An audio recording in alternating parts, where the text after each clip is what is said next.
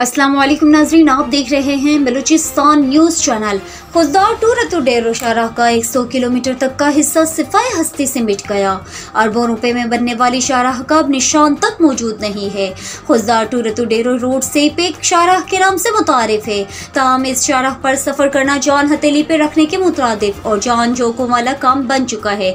तुदा करना और रोड का टूट जाना आम सी बात है। यहाँ 100 किलोमीटर तक पेक शाहराह सिफाह हस्ती से मिट चुकी है।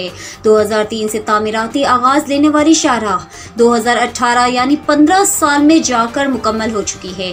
कौमी खजाने से अरबों रुपए इस शाहराह पर खर्च हुए। अब नतीजा ये है कि जिस शाहराह को सीपेक का नाम दिया जा रहा है उसे एक लिंक रोड का नाम देना भी ऐबदार महसूस होता है। खضदار रतोडीरो शाहराह को बनाने और इसकी निगरानी करने और इसके लिए फंड्स रिलीज करने और वसूल करने वाले इंजीनियर्स, प्रोजेक्ट डायरेक्टर्स, महकमा NHA और इनके रजिस्टर्ड कंस्ट्रक्शन फर्म्स को ही दाद देनी चाहिए कि उन्होंने बलूचिस्तान के लिए शाहराह तामीर की है या कोई आसार कदीमा दरियाफ्त कर लिया है। न शाहराह की कोई साख्त है, न शाहराह का कोई पुलविलिक मौजूद है।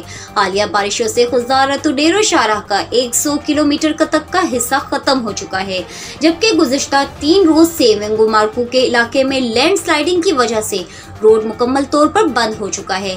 मुसाफिर बड़ी तादाद में बेयारो मददगार पड़े हैं, जिनमें ख्वातीन और बच्चे और ज़ईफ मरीज अफराद भी शामिल हैं। वहाँ सैकड़ों गाड़ियाँ खड़ी हैं, ना वो बलूचिस्तान में दाखिल हो सकते हैं और ना ही सिंध में। सब्जी सप्लाई करने वाले अफराद ने अपनी सब्जियाँ खराब होने पर वहीं ज़ाया कर दी।